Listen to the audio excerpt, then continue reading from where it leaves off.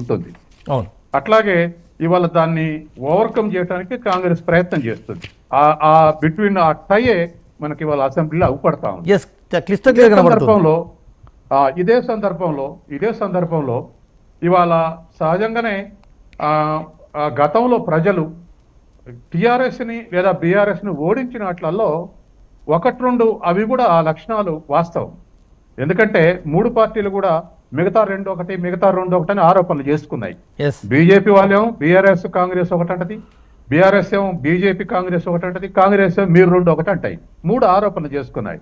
కానీ ప్రజలు మాత్రం చివరికి బీఆర్ఎస్ కు బీజేపీకి అండర్స్టాండింగ్ మంది నమ్మారు, కాంగ్రెస్ ఓటు చేశారు. అలా నమ్మటానికి కారణం కాంగ్రెస్ గారు బీజేపీని ఉన్నటువంటి నాయకులు చాలా మంది కవితను అరెస్ట్ చేయకపోతే ఇద్దరు ఒకటి అనుకుంటారని, మరొకరికి ఇంకొకటని, ఇట్లా కొత్త పాత నాయకులు ఇచ్చిన స్టేట్మెంట్లతోటి అది ప్రజలు నమ్మే స్థితికి పోయింది. ఇది జరిగింది.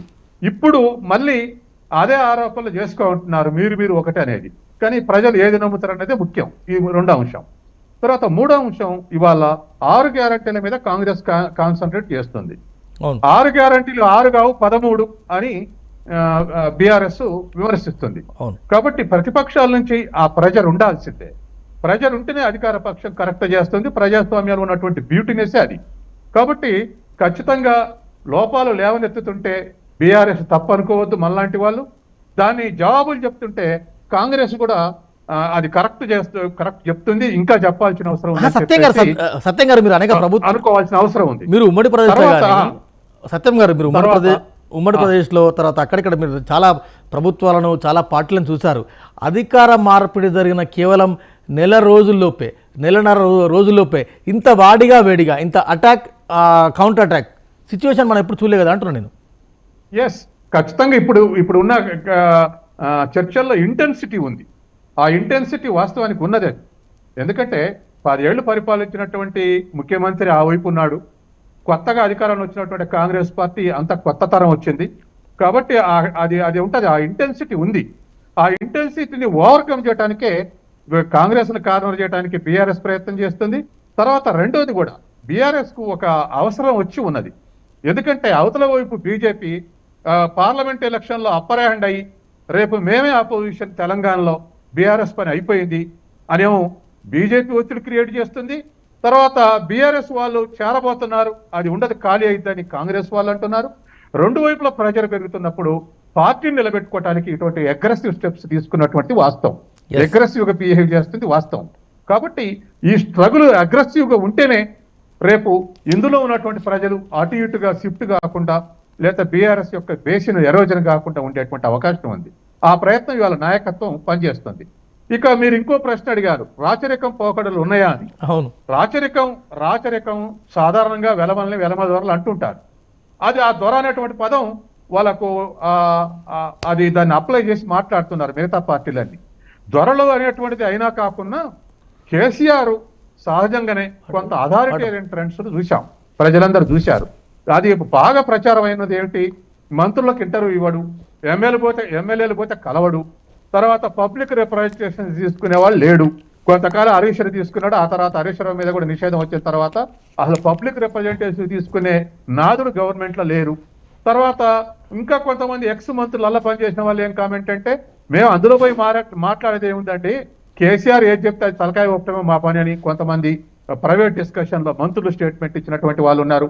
ఇవన్నీ 1, 2, 3, 5 ఈ బిహేవియర్ ప్లస్ వాళ్ళ పార్టీల వాళ్ళ కామెంట్ చేయడంతో ఖచ్చితంగా తర్వాత గవర్నర్ తోటి సంబంధాలు లేకపోవటం, కేంద్ర ప్రభుత్వంతో కొన్నిసార్లు సంబంధాలు కొన్నిసార్లు వ్యతిరేకించడం, ఇవన్నీ కలిపి అథారిటేరియన్ ట్రెండ్స్ ఉన్నాయి. కేసీఆర్ అది ఏకోన్ముఖంగా ఏకాంతంగా పరిపాలిస్తుండనటువంటిది ఖచ్చితంగా అది మైనస్ అయింది ఎలక్షన్ లో టీఆర్ఎస్ కు, అది వాస్తవం. రైట్, పావన్ గౌడ్ గారు నమస్కారం, గుడ్ ఈవినింగ్. రైట్, ఇవాళ అసెంబ్లీ సమావేశాలు చూశారు. గత 2-3 రోజుల నుంచి కూడా కేసీఆర్ గారు అసెంబ్లీ సమావేశాలకు ఎందుకు రావడం లేదు, ఇట్లాంటి క్వశ్చన్లు. తర్వాత మీ పార్టీలో బీఆర్ఎస్లో రాచరికపు పోకడలు ఉన్నాయి, ఆ రాచరికపు గుర్తులను మేము తీసేస్తున్నాము, అందుకే టీఎస్గా మారింది, తెలంగాణ రాష్ట్ర చిహ్నం మారుతుంది, తెలంగాణ తల్లి రూపురేఖలు మారుతున్నాయి, వీటన్నిటి ఎట్లా చూస్తుంది మీ పార్టీ? ఇప్పుడు కాంగ్రెస్ వాళ్ళు ప్రజలకు అరచేతిలో వైకుంఠం చూపించిండ్రు, అలవిగాని హామీలను ముందట పెట్టిండ్రు, అవే కేసీఆర్ గారి కంటే ఎక్కువ గొప్పగా పాలిస్తారేమో అనుకొని ప్రజలు మోసపోయినరు. ప్రజలు అనుకున్నది వాళ్ళ జీవితాలు మారుస్తారు, ఇంకా గొప్పగా కరెంట్ ఇస్తారు, నీళ్ళు ఇస్తారు, ఇంకా గొప్పగా పెన్షన్లు పెద్దగా పెంచిస్తారు, రైతు భరోసా 15,000 తీసిస్తారు అనుకున్నారు, కళ్యాణ లక్ష్మిలో తులం బంగారం ఇస్తారని అనుకున్నారు. కానీ వీళ్ళు తీరా చూసేసరికి ఆ చిహ్నాలు మారుస్తాం, గుర్తులు మారుస్తాం అని ఏవేవో మాట్లాడుతున్నారు. ప్రజలను మభ్యపెట్టే ఆలోచనలో ఉన్నారు. ఇవన్నీ ఎంపీ ఎలక్షన్ల వరకు దాటవేసే ధోరణి. వాళ్ళు హామీలు ఎప్పుడు నెరవేరుస్తామన్నారు? డిసెంబర్ 9వ తారీఖే మేము వస్తాం, 2 లక్షల రుణం మాఫీ చేస్తామన్నారు. దాని మీద ఊసే లేదు ఇప్పటి వరకు. డిసెంబర్ 9వ తారీఖు అయిపోయింది, జనవరి 9వ తారీఖు అయిపోయింది, ఫిబ్రవరి 9వ తారీఖు కూడా అయిపోయింది. ఇప్పటి వరకు దాని మీద ఎలాంటి చర్యలు తీసుకోలేదు. రైతు భరోసా 15,000 చేసి ఇస్తాము, రైతు బంధు ఇయ్యము అని చెప్పిండ్రు. ఇంతవరకు రైతు బంధు కూడా చక్కగిస్తలేరు. ప్రజలు వాళ్ళ జీవితాల్లో వెలుగులు తెస్తారు అనుకున్నారు, కానీ వాళ్ళ జీవితాల్లో ఎక్కడ లేని విధంగా చీకట్లను తీసుకొచ్చింది ఇప్పుడు కాంగ్రెస్ ప్రభుత్వం. కాదండి, తెలంగాణ తల్లి విగ్రహం అంటే రూపురేఖలు ఎందుకు మారుస్తున్నట్టు, రాష్ట్ర చిహ్నాన్ని ఎందుకు మారుస్తున్నట్టు, కారణం తెలంగాణ తల్లి